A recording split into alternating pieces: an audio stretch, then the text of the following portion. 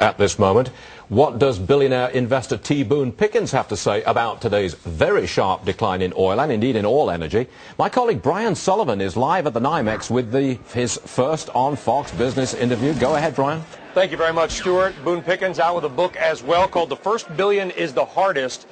And I just want to say before we begin, all the proceeds, because you're a rich guy already, all the proceeds go to the Brooke Army Medical Center and also the Fisher House, which houses the families of rehabilitating soldiers. So you're not making a dime on this, but you've made money in other things a few times. F. Scott Fitzgerald said there are no second acts in American lives, but he was wrong. Wrong. I know. How'd you do it? I'm a second act. You had a fortune. You lost it.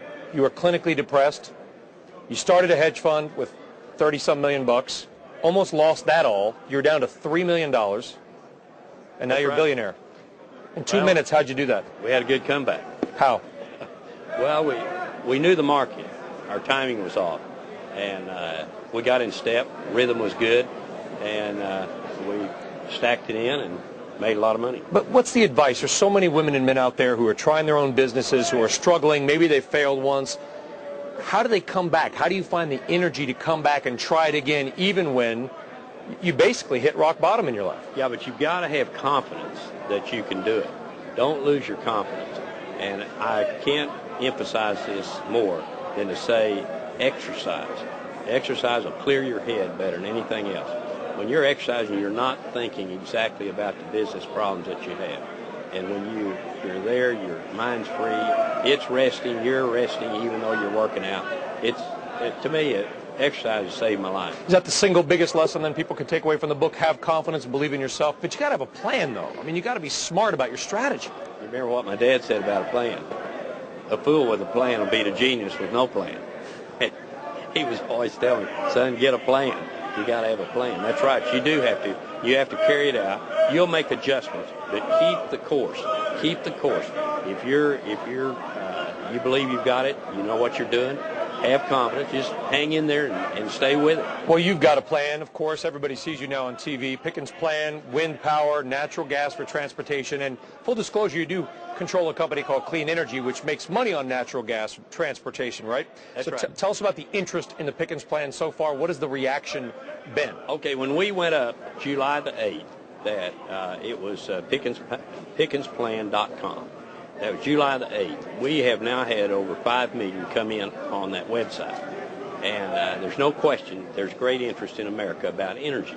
I've done town hall meetings in 6 different places, 6 different states. And making those town hall meetings, they're all very consistent. People have the same concerns.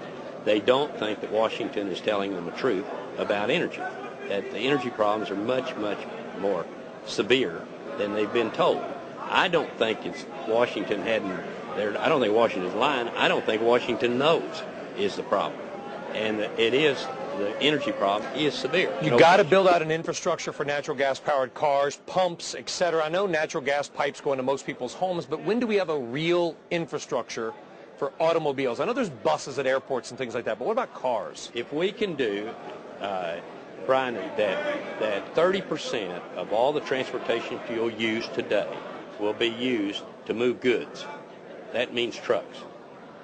Okay, if we can figure out how all new trucks that are purchased, you don't have to junk anything out, just new trucks purchased, that if they come in on natural gas, in 3 years' time, we can make a real cut in our imports. Okay, now how do we take care of your car and my car?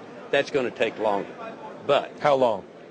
Well, it's how I've got a fueling device at home in my garage, and that's a pretty neat deal. It cost me $1.50 a gallon to fuel my car, and but that's gonna take longer because we don't have the cars available. There's only one car, and it's the cleanest car in the world today. That is the Honda GX Civic, and that's a natural gas car. General Motors makes 19 natural gas vehicles, but none in the United States. All of them are in South America and Europe. Those are going to come back here, and this is all going to fit together. We're going to have an energy plan. The first plan for energy in 40 years is going to come up in this first 100 days of the next administration. Why is oil down $40 from its high, and where's it going? Well, we got too much oil right now, and no question that the price killed a man in America. We've cut off over 1 million barrels a day because $4 gasoline was too much. and that's what'll happen. Okay. What about natural gas, long-term price, and where's oil headed? It'll bottom out somewhere around 100. You think it will? You don't think it's going to go back 70, 80 bucks? No, they'll support it. I think OPEC will support the price. Cut their quotas, cut their production. Right. And second, natural gas. Too much natural gas. That's good for the Pickens plan. The cheaper the natural gas, the better the deal is. A lot of people don't remember that you were the head of United Shareholders Association. You have pressed CEOs in your former life. You got Barack Obama up there saying, basically, we want to take money from the oil companies and give it back to the people. Okay, ExxonMobil employs a couple 100,000 people around the world. What do you think about windfall profits? Bad idea. We've already tried windfall profits. That's not going to do anything for energy. I don't like to see those kind of deals any more than that Senator McCain wanted to cut the taxes this summer. You remember, and for 2 or 3 months. That's a bad idea as well. Bad idea. Cutting the gas tax, McCain, bad idea, but Obama going after the companies themselves, maybe forgetting they're shareholder-owned. Yeah, quit blaming the companies. They're not the problem. The problem is we don't have the oil, is the problem. I'm sorry. I'm terribly sorry to interrupt you, gentlemen. Boone Pickens, we got to wrap it up there. Boone, I appreciate it. The book, First Billion is the Hardest. Stuart Barney, couldn't hear you, buddy. Sorry about it's loud here. A lot of oil trading going on.